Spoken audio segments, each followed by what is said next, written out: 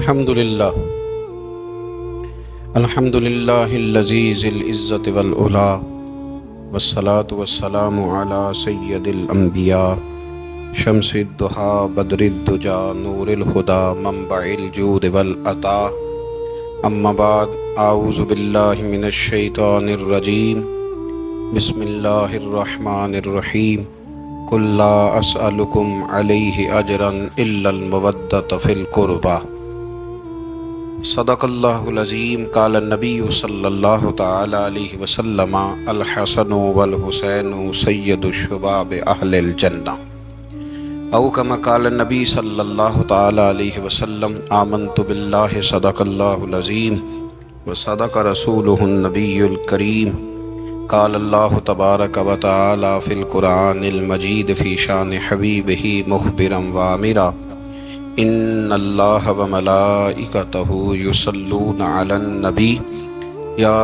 ایہا الذین آمنوا صلوا علیہ وسلموا تسلیما الصلاۃ والسلام علیک یا سیدی یا رسول اللہ وعلی آلک واصحابک یا سیدی یا حبیب اللہ الصلاۃ والسلام علیک یا سیدی یا رحمۃ للعالمین وعلی آلک واصحابک یا خاتم النبیین اللہم صلی علی سیدنا و مولانا محمد معدن الجود والکرم وآلہ وصحبہ وبارک وسلم۔ تمام تعریفیں حمد و ثنا اللہ تعالی جل مجدہ الکریم کے لیے، زاں بعد درود و سلام نبی اکرم نور مجسم شفیع معظم احمد مجتبیٰ جناب حضرت محمد مصطفیٰ صلی اللہ تعالی علیہ وسلم کی ذات والا صفات کے لیے حمد و صلوات کے بعد حضرت عبداللہ ابن عباس رضی اللہ تعالیٰ عنہ ارشاد فرماتے ہیں،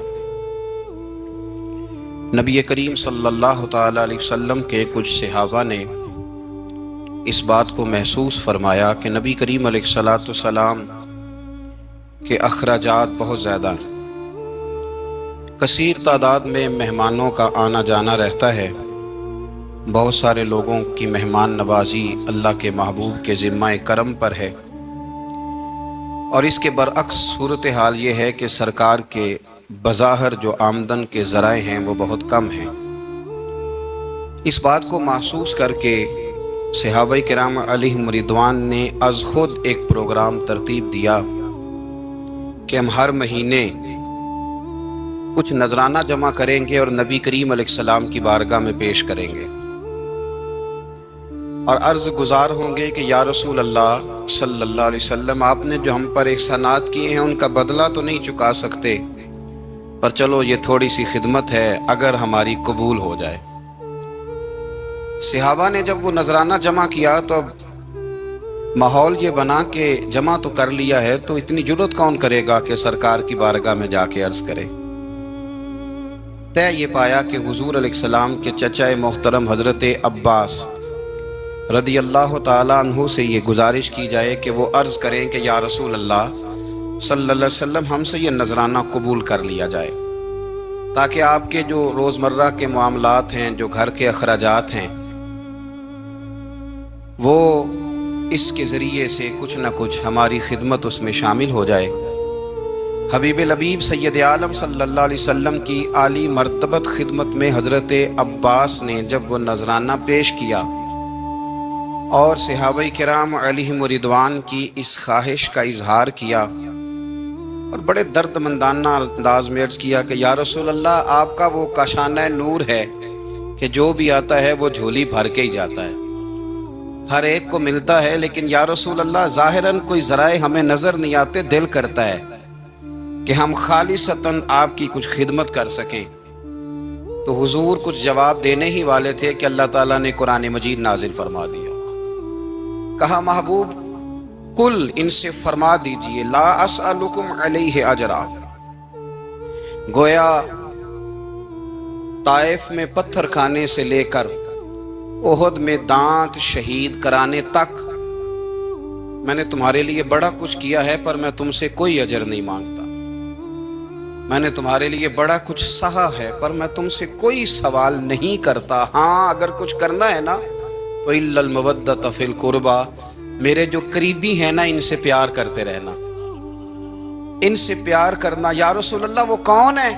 تو نبی پاک نے فرمایا علی، فاطمہ اور ان دونوں کی اولاد، ان سے پیار کرتے رہنا۔ لا اسألکم علیہ اجرا، میں تم سے کوئی اجر نہیں مانگتا، پر یہ جو میرے قریبی ہیں نا، اصلا نال جے نیکی کریے اور نسلا تاک نہیں پول دے تے بے اصلا نال نیکی کریے تے پھول کنڈیا نال تول دے، ان سے پیار کرنا۔ میرے رسول کریم علیہ السلام نے نا اپنی اہل بیت کو ہمارے لیے نمونہ بنا کے چھوڑا ہے۔ ان کی محبت ضروریات دین کا حصہ ہے۔ ایک شخص بالغ ہونے سے لے کر انتقال تک کوئی نماز قضا نہ کرے، ہر سال زکوٰۃ دے اور ہر سال حج کرے، حقوق العباد کا ایک ذرہ بھی ضائع نہ کرے، لیکن مر جائے اہل بیت کے بغض پر، وہ جنت میں نہیں جائے گا، وہ جہنم میں جائے گا۔ اس کی کوئی نماز، اس کی کوئی زکوٰۃ، اس کا کوئی حج اللہ کی بارگاہ میں قبول نہیں۔ لیکن کمزوریاں رہ جائیں، کوشش کرتا رہے، کمزوریاں رہ جائیں، پر حسنین کریمین سے پیار کرتا جائے، ان کی ماں سے، ان کے والد سے محبت کرتا جائے، تو میرے محبوب نے فرمایا من مات علی حب آل محمدن مات شہیدا، جو آل محمد کی محبت میں دنیا سے گیا وہ سادہ نہیں گیا، وہ تو شہادت کی موت مرا ہے، تو شہید ہو کے دنیا سے گیا۔ اہل بیت اسوہ نور، ان کی محبت ضروریات میں سے ہے۔ رسول کریم علیہ السلام نے فرمایا، جامع ترمذی میں موجود ہے، فرمایا میں جا رہا ہوں پر تمہیں دو بڑی بھاری بڑی وزنی چیزیں دے کے جا رہا ہوں۔ صحیح ستہ کی روایت، دو وزنی چیزیں تمہارے بیچ چھوڑ کے جا رہا ہوں، اگر ان کو تھام کے رہو گے تو کبھی گمراہی تمہارے پاس نہیں آئے گی۔ یا رسول اللہ وہ کون کون سی؟ فرمایا ایک اللہ کی کتاب دے کے جا رہا ہوں اور دوسرا اپنا خاندان دے کے جا رہا ہوں۔ اگر اہل بیت نبوت کو تھامے رہو گے، ہمارے بزرگوں نے لکھا ہے کہ یہ جو حضور نے کتاب اللہ اور پھر اپنی اہل بیت کا تذکرہ فرمایا، تو اس کا مطلب یہ ہے کہ تھیوری دیکھنی ہوئی تو قرآن دیکھنا، اور پریکٹیکل دیکھنا ہوا تو علی اور فاطمہ کو دیکھنا، حسن اور حسین کو دیکھنا، ان کو دیکھنا۔ نبی کریم علیہ الصلوۃ والسلام کے اہل بیت منارہ نور ہیں، ان کی محبت، ان کا پیار کیوں بھلا؟ اس لیے کہ یہ وہ خوبصورت لوگ ہیں جن کو خود میرے نبی پاک نے تراشا ہے۔ ان کی سیرت میں جتنے رنگ ہیں وہ رسول کریم نے خود بھرے ہیں۔ ان کی ایک ایک بات کا خیال نبی پاک نے رکھا ہے، حضور نے از خود انہیں اپنی صحبت عطا کی ہے۔ زیادہ دور نہیں تھا سیدہ فاطمہ کا گھر، مسجد نبوی کے ساتھ تھا، اللہ کے رسول دن میں 2 دفعہ جایا کرتے تھے۔ پھر بھی کبھی کبھی فرماتے، فاطمہ میرا دل کرتا ہے آج میں رات تیرے گھر میں قیام کروں، تو سیدہ فاطمہ الزہرا فرماتی ہیں کہ آمنہ کے لال اس طرح بھی میرے گھر میں قیام کرتے تھے کہ حضور چارپائی پہ لیٹتے تھے تو ایک کندھے پہ امام حسن کا سر ہوتا تھا اور دوسرے پہ امام حسین کا سر اقدس ہوتا تھا، اور فرماتی ہیں رات کو کبھی حسنین کریمین دودھ مانگتے تو میں اٹھتی دودھ دینے کے لیے، تو حضور فرماتے لیٹ جاؤ، آج میرے ساتھ سوئے ہیں تو دودھ بھی میں ہی پلاؤں گا، تو محبوب اٹھتے ان کے لیے دودھ لاتے برتن سے نکال کے۔ حضور نے انہیں وقت دیا اور پھر ان کی چھوٹی چھوٹی چیزوں کا خیال رکھا۔ صحیح بخاری میں موجود ہے، تربیت پر توجہ دی۔ امام حسین تشریف لائے، ابھی عمر مبارک 7 سال کے قریب تھی، مسجد نبوی میں صدقے کی کھجوروں کا ڈھیر لگا ہوا تھا۔ چھوٹا بچہ جو ہوتا ہے نابالغ، اس پر شریعت کے احکامات نہیں آتے۔ صدقے کی کھجوروں کا ڈھیر تھا مسجد نبوی میں۔ یہ تربیت ہے، یہ ٹریننگ ہے جو اللہ کے محبوب نے خود انہیں عطا فرمائی۔ صدقے کی کھجوروں کا ڈھیر تھا، امام حسین حضور کے ساتھ آئے تو امام علی مقام نے ایک کھجور اٹھا کے منہ میں رکھ لی۔ شارحین نے لکھا ہے لگتا یہ ہے کہ کئی دنوں کی بھوک تھی، کیونکہ یہ فاقہ اہل بیت کا بڑا محبوب ہے۔ مجبور نہیں تھے، وہ تو خزانوں کے مالک تھے، پر غریبوں سے محبت کی وجہ سے فاقے کیا کرتے تھے۔ یہ ان کی پسند ہے فاقہ کرنا۔ تو ایک کھجور امام علی مقام نے رکھ لی تو اللہ کے رسول نے گلے میں انگلی ڈال کے نکال دی، تو فرمایا حسین یہ صدقہ ہے، یہ میری اہل بیت کے لیے درست نہیں ہے۔ حضور نے خود تربیت کی، اور پھر سیدہ فاطمہ الزہرا نے اپنے بچوں کو تراشا، ان پر محنت کی۔ میں اکثر گزارش کرتا ہوں دوستوں سے، میں کہتا ہوں کربلا کا واقعہ کوئی حادثاتی نہیں ہے، اس کے پیچھے پوری ایک لاجک ہے، اس کے پیچھے پورا ایک فلسفہ ہے۔ ایسے ہی کوئی آدمی 3 دن بھوکا پیاسا رہ سکتا ہے؟ کسی آدمی کو صبح اس نے کھانا کھایا اور شام تک کھانا نہ ملے تو ٹانگیں کانپتی ہیں۔ رمضان المبارک میں عبادت کی نیت سے روزہ رکھنے والے بھی شام کو بڑے پریشان ہو جاتے، اور مسلسل 3 دن کھانا نہ کھایا جائے اور پانی نہ پیا جائے، اور حال یہ ہے کہ وہی آدمی تلوار لے کے میدان میں نکلے اور اس کی حالت یہ ہو کہ لوگ اس کے آگے دوڑنا شروع کر دیں، ہزاروں کی فوجیں تاب نہ لا سکیں۔ علی کا گھر بھی وہ گھر ہے کہ جس گھر کا ہر ایک بچہ جسے دیکھو وہی شیر خدا معلوم ہوتا ہے۔ یہ کوئی آسان ہے؟ اس کے پیچھے پوری اس کے پیچھے فلسفہ ہے۔ امام رازی کی تفسیر کبیر دیکھیے گا۔ امام رازی کہتے ہیں کہ سیدہ فاطمہ الزہرا رضی اللہ تعالی عنہ کے دونوں شہزادے حسنین کریمین بیمار ہو گئے تو سیدہ نے منت مانگی کہ بچوں کو شفا ہوگی تو 3 روزے رکھوں گی۔ شفا ہو گئی، روزے بھی رکھ لیے، اور جب مولا علی شیر خدا روزہ رکھنے کے لیے بیدار ہوئے، سیدہ فاطمہ الزہرا بیدار ہوئی تو امام حسن اور حسین بھی اٹھ گئے، 7-8 سال کی عمر۔ اماں جی ہم نے بھی رکھنا ہے۔ صبح کھجور اور دودھ سے روزہ رکھ لیا گیا۔ این افطاری کے وقت مولا علی کہتے ہیں فاقے چل رہے تھے، کہیں سے میں جوں لایا تھوڑے سے، سیدہ فاطمہ الزہرا نے پیس کر روٹیاں پکائیں۔ وہ وقت جو بڑا مشکل ہوتا ہے افطار کا، کہتے ہیں اس وقت جب کھانے کے لیے بالکل ہاتھ آگے بڑھنے لگے اور امید تھی کہ ابھی سیدنا بلال اللہ اکبر کہیں گے تو روزہ کھلے گا، لیکن ابھی چند ہی منٹ رہتے تھے کہ دروازے پر ایک فقیر نے صدا دی، کہنے لگا سارے مدینے کے دروازے کھٹکھٹا آیا ہوں، قحط ہے، فاقہ ہے، اے رسول اللہ کے خاندان والو، میں یتیم ہوں، کسی نے بتایا ہے کہ اور کوئی دروازہ کھلے نہ کھلے سیدہ کا دروازہ تیرے لیے ضرور کھلے گا، کیا یتیم کو روٹی ملے گی؟ تو حضرت مولا علی نے بچوں کی طرف دیکھا ہی تھا کہ امام حسن ساری روٹیاں جا کے دروازے پہ دے آئے، کھجور اور پانی سے افطار ہو گیا۔ صبح پھر کھجور اور دودھ سے روزہ رکھا۔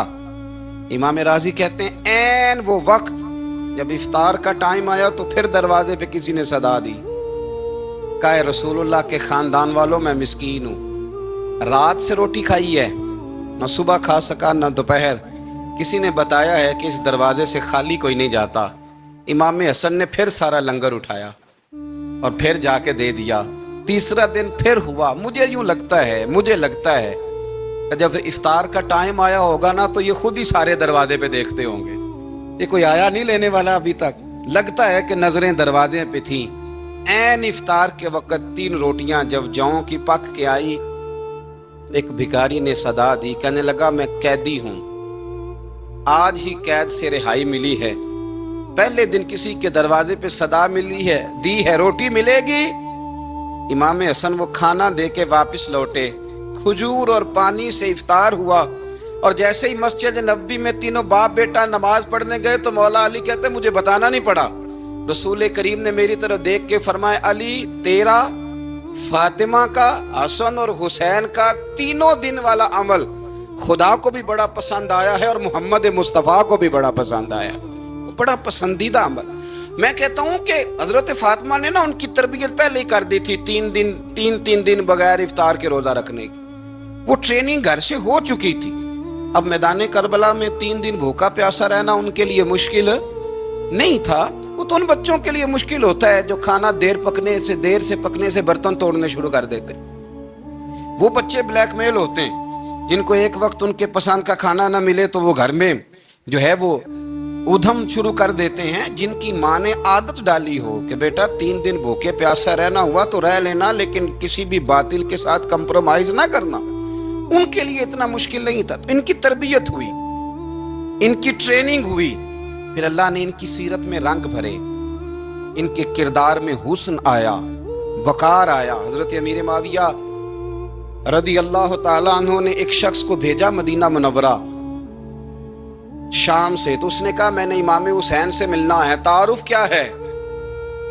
جناب امیر معاویہ فرمانے لگے مسجد نبوی میں جانا جس کے گرد لوگ سب سے زیادہ ادب سے بیٹھے ہوں اور جس کی باتیں سب سے زیادہ میٹھی ہوں اور جس کی نظریں سب سے زیادہ جھکی ہوں اور جس کے چہرے پر تمہیں سب سے زیادہ وقار نظر آئے وہی علی کے بیٹے حسین ہوں گے، جو سب سے زیادہ تمہیں وہاں ماحول کے اندر جو شخص نظر آئے پوچھنے کی ضرورت نہیں پڑے گی. وہ شخص کہتا میں مدینے آیا تو میں نے واقعی ایک شخص کو دیکھا، شہد کے گرد مکھیوں کا اتنا ہجوم نہیں ہوتا جتنا امام حسین کے گرد رسول اللہ کے غلاموں کا ہجوم تھا، لیکن نظریں جھکی ہوئی، باتیں میٹھی، لہجہ گداز گداز، لفظوں میں رانائی، اور لوگ کئی باتیں پوچھتے تو علی کے صاحبزادے ایک آدھ جملہ بولتے تو لگتا یہ کہ وہ جملہ سیدھا دل میں اترتا چلا جاتا ہے. امام علی مقام کے کردار میں نا کچھ باتیں بڑی زیادہ تھیں، بہت زیادہ تھیں، بڑا حسن تھا. ایک بات تو یہ تھی امام حسین رضی اللہ تعالیٰ عنہ کا علم و فضل بڑا کمال کا تھا. ایک دفعہ صحابہ میں مسئلہ بن گیا کہ بچہ پیدا ہوتا ہے تو اس کا وظیفہ کیسے لگانا ہے. امام حسین کا علم و فضل بتا رہا ہوں، علم و فضل. تو بات بڑی پیچیدہ ہو گئی. حضرت عبداللہ ابن زبیر کے پاس لوگ آئے، کہنے لگے کہ آپ بڑے صاحب علم و فضل ہیں، آپ نے حضور علیہ الصلوۃ والسلام کے ساتھ وقت گزارا ہے، تو مسئلے کو حل کریں کہ بچہ پیدا ہونے کے بعد حکومت اگر وظیفہ لگائے گی تو کب لگائے گی. جب بحث طول پکڑ گئی، مسئلہ حل نہیں ہوتا تھا، تو حضرت عبداللہ ابن زبیر کہنے لگے ہم سے نہیں حل ہوگا. ایک بندہ ہے جس کے سینے میں رسول اللہ صلی اللہ تعالی علیہ وسلم کے نور نبوت کا فیضان ہے، وہ یہ مسئلہ حل کریں گے. تو کہا وہ کون سے؟ آپ فرمانے لگے جب ہم سے مسائل حل نہیں ہوتے تو ہم ان کے علم سے فائدہ اٹھاتے ہیں. کہا کون ہے؟ کہا جناب امام حسین.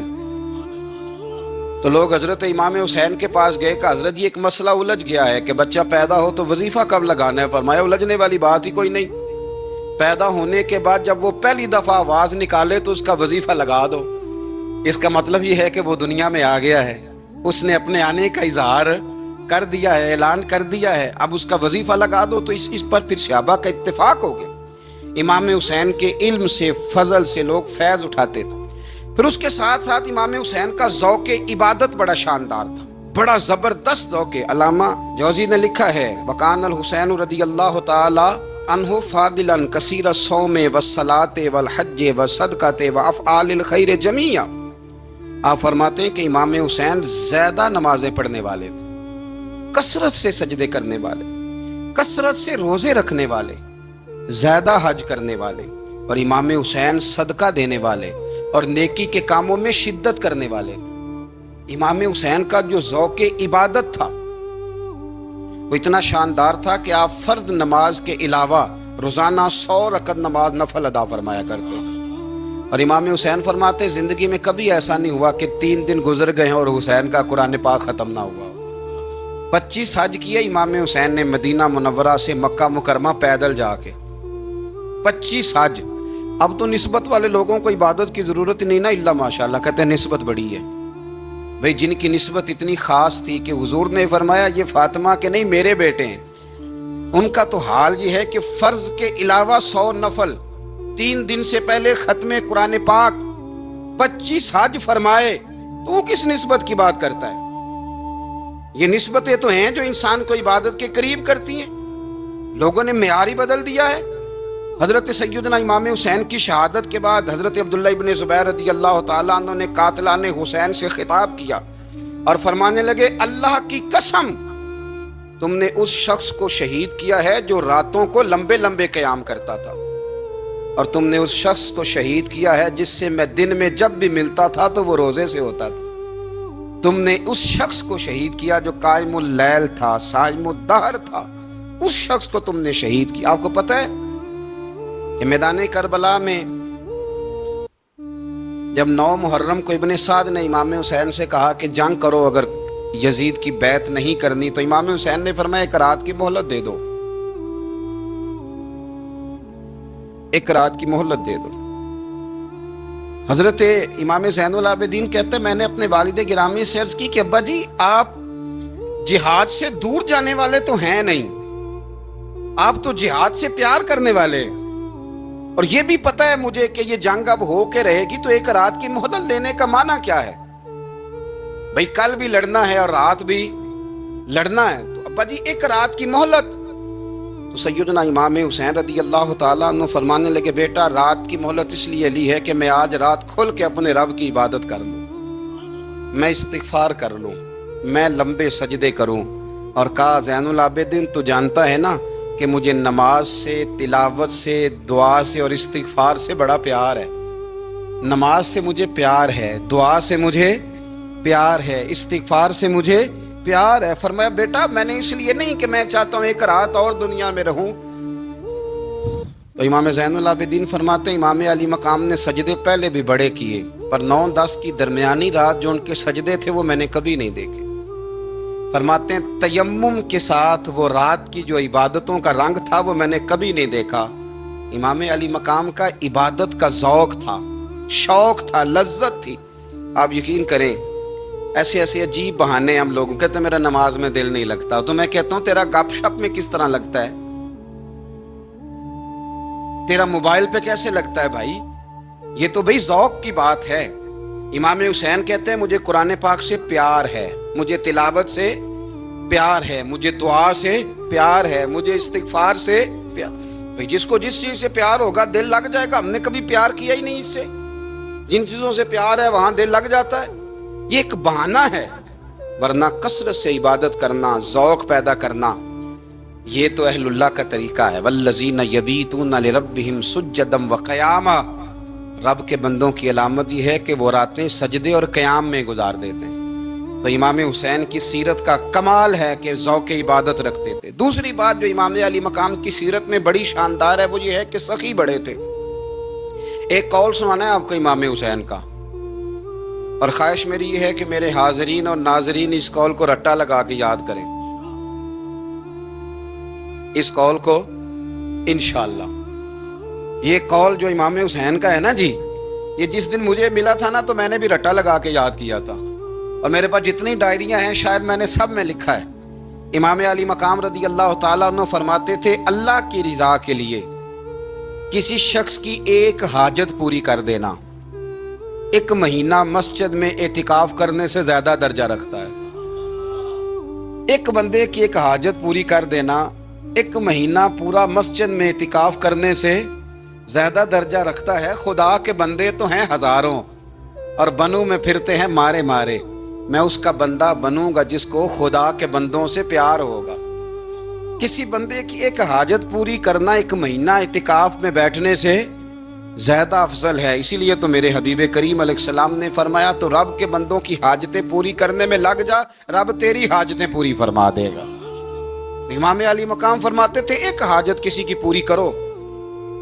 حضرت جناب سیدہ زینب بنت ابی رافع کہتی ہیں کہ سیدہ فاطمہ الزہرا ایک دن اپنے دونوں شہزادوں کو لے کے، جب حضور کی طبیعت مبارک بظاہر علیل تھی جس میں حضور کا وصال ہوا، دونوں شہزادے لے کے سیدہ فاطمہ نبی کریم کی بارگاہ میں گئی، کہنے لگے یا رسول اللہ میرے بچوں کو کچھ دیجئے سیدہ پاک۔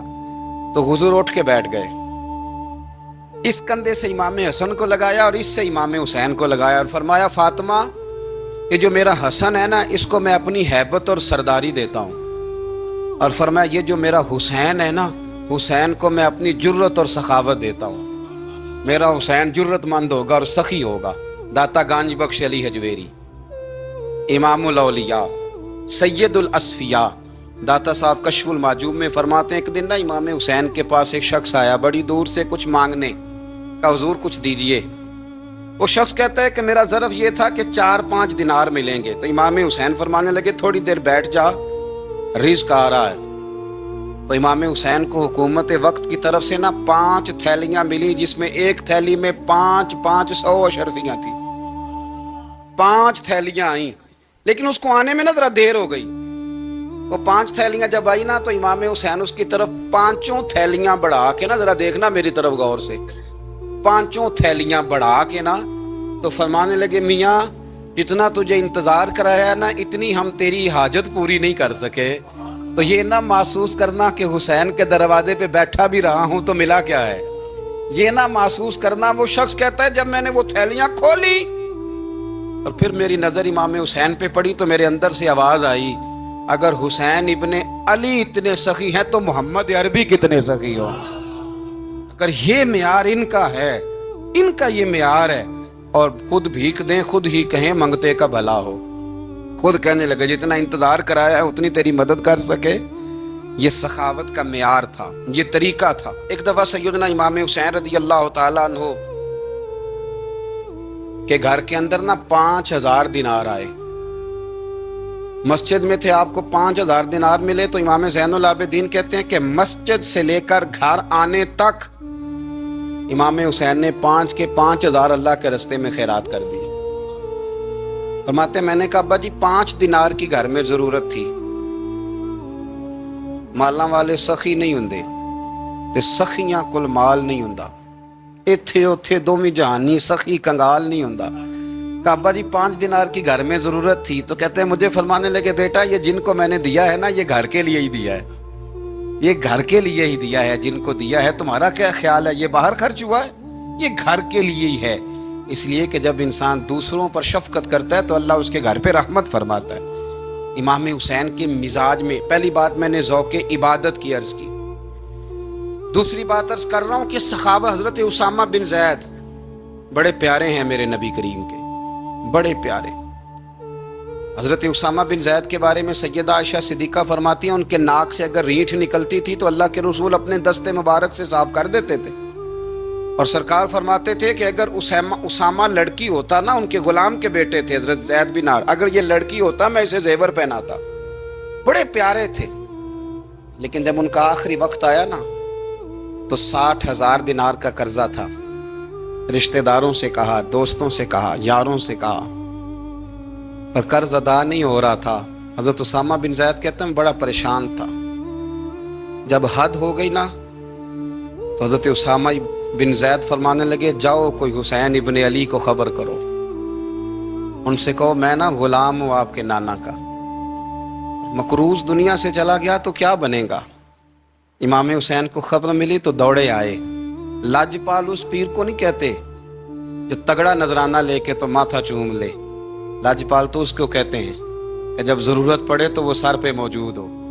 حضرت سیدنا امام حسین تشریف لائے تو جناب اسامہ بن زید رو پڑے، کہنے لگے حضور میں نے نا غلامی کی ہے آپ کے نانا کی، اور اس غلامی پہ ناز ہے، اب 60,000 دینار کا قرضہ لے کے دنیا سے جاؤں گا تو میری قبر پہ بوجھ رہے گا۔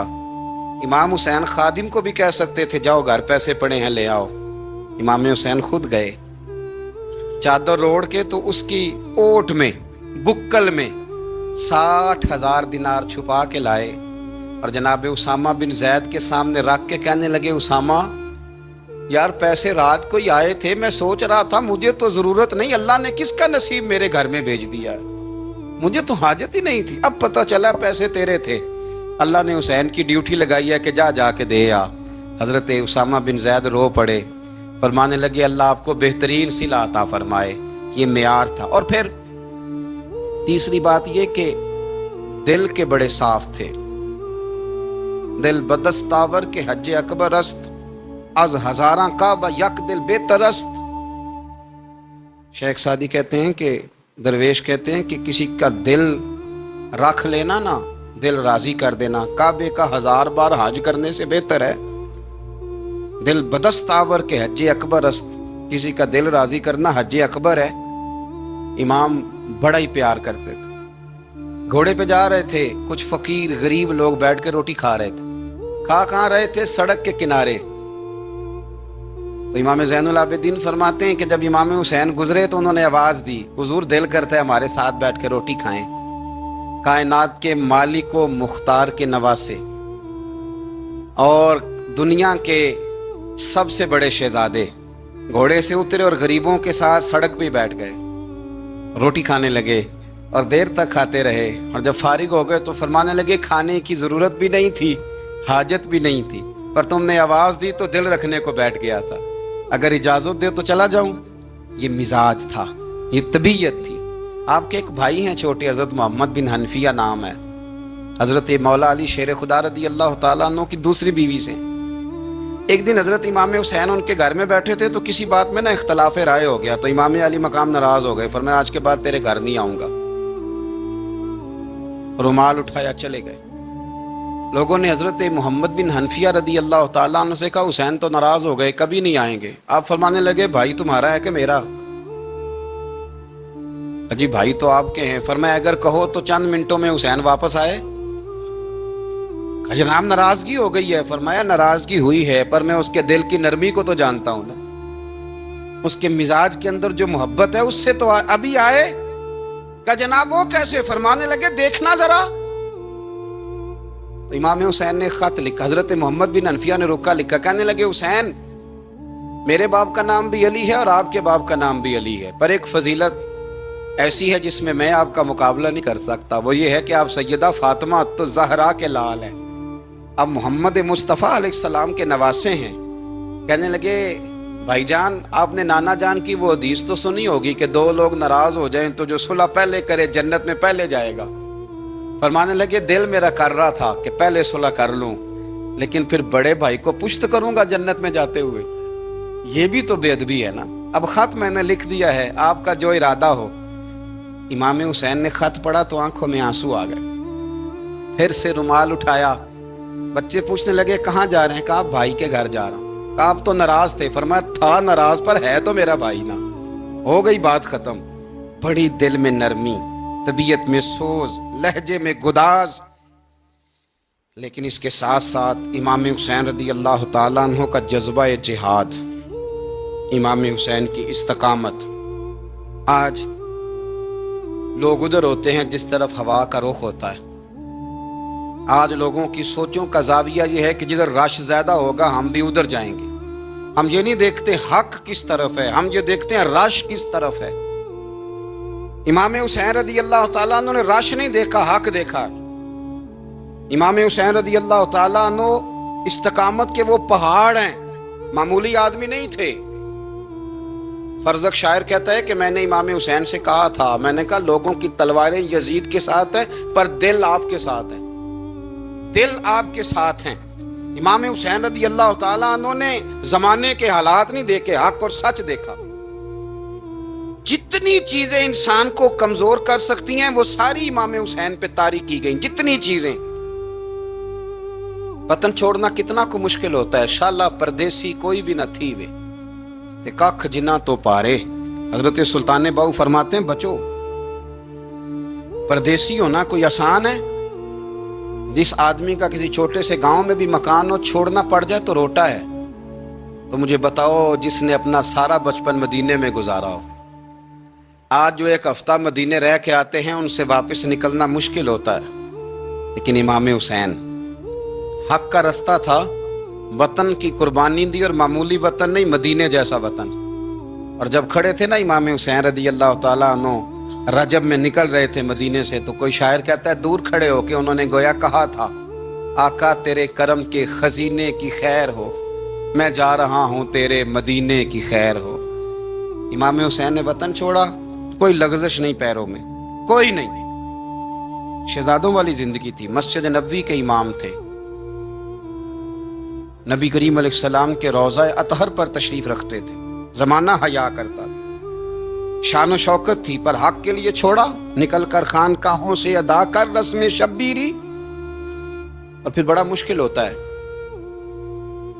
جس شخص کے ساتھ بچے اور عورتیں ہوں وہ تو یہ کہہ کے لڑائی سے جان چھڑاتا ہے کہ میرے ساتھ فیملی ہے، نہ ہوتی تو تجھے بتاتا، پر امام حسین کو اولاد بھی کمزور نہیں کر سکی، عورتوں کا ساتھ ہونا کمزور نہیں کر سکا۔ پھر امام علی مکہ بھوک کتنا مشکل کام ہے۔ آج لوگ کہہ نہیں دیتے کہ میں تو اس لیے گناہ کرتا ہوں کہ رشوت اس لیے لے لیتا ہوں کہ بچے چھوٹے ہیں۔ 10 دنوں کی کم و بیش سفر، 3 دنوں کی بھوک اور پیاس، پر حق کے رستے میں امام حسین کو کوئی چیز کمزور نہیں کر سکی۔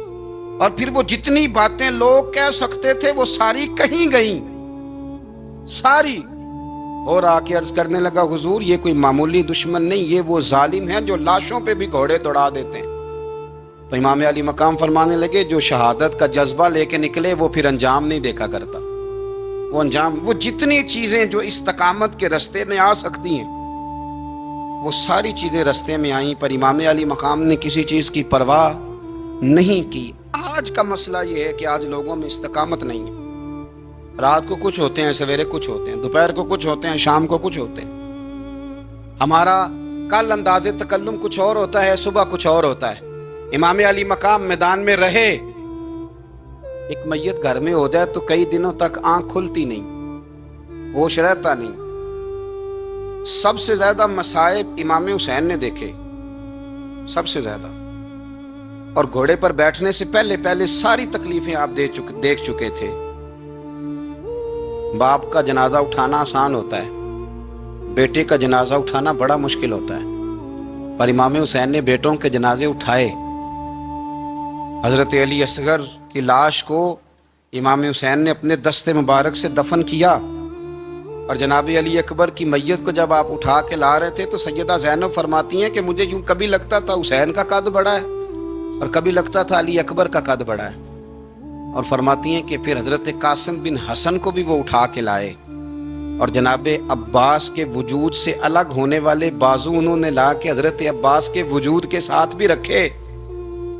انہوں نے یہ سارا منظر دیکھا، لیکن جب حسین ابن علی اپنی دفعہ گھوڑے پہ سوار ہوئے تو لگتا یہ تھا کہ ان سے زیادہ بہادر کوئی نہیں۔ ایک جملہ بھی یزیدی فوج کے سامنے امام حسین نے کمزور نہیں کہا، ایک جملہ بھی، ایک فکرہ بھی کچا نہیں بولا، کہیں بھی کوئی منت نہیں کی، کسی جگہ بھی ان کے پائے استقلال میں کوئی لغزش نہیں آئی۔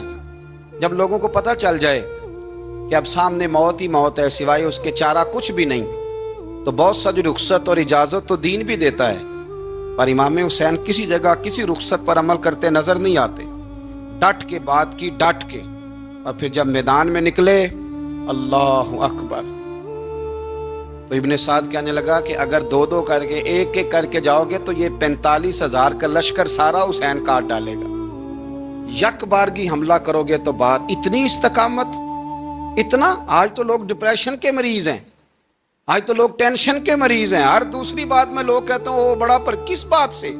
مطلب کیا آپ نے زندگی میں صرف جاب نہیں مل رہی، صرف بیماری آ گئی، صرف خرچہ نہیں گھر میں بڑا، کس بات کا ڈپریشن؟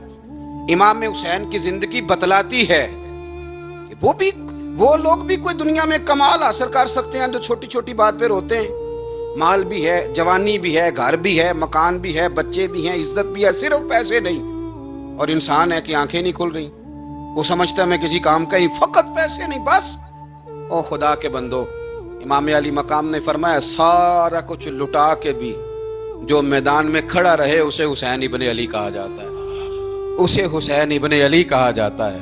حسین ابن علی کی شان رفت کوئی کیا جانے، حسن جانے، علی جانے، نبی جانے، خدا جانے، کون جانے امام علی مقام کا معیار۔ تو امام حسین رضی اللہ تعالیٰ عنہ کی زندگی ہمیں بتاتی ہے کہ ذوق والی عبادت کرو۔ امام حسین کی زندگی ہمیں بتاتی ہے کہ جب تم سخاوت کرو تو پھر اپنی حیثیت سے بڑھ کر کرو، اور امام حسین کی زندگی ہمیں بتاتی ہے کہ دل میں کسی کے لیے کوئی بات نہ رکھو، صلح کرنے میں پہل کرو، محبتیں کرنے میں آگے بڑھو۔ اور امام حسین کی زندگی ہمیں بتلاتی ہے کہ جب دنیا میں تم نے کچھ کرنا ہے تو پھر ڈٹنا بھی سیکھو، پھر کھڑے ہونا بھی سیکھو، یہ نہ دیکھو کہ حالات۔ امام حسین نے ایک دن بھی حکومت نہیں کی، یزید نے 4.5 سال کی، لیکن قیامت تک دلوں پہ حکومت امام حسین کی رہے گی، امام حسین کی رہے گی، اس لیے کہ ان میں استقامت تھی۔ امام حسین کے ساتھ اس وقت 72 لوگ تھے، لیکن آج کائنات کا ذرہ ذرہ امام حسین کے ساتھ ہے۔ اس کا مطلب ہے وقت لگتا ہے، نظریہ غالب آ ہی جایا کرتا ہے، تو استقامت والی زندگی گزاریں۔ اللہ تعالی ہمیں ان کے فیوز و برکات عطا فرمائے۔ آخر دعوانا ان الحمدللہ رب العالمین۔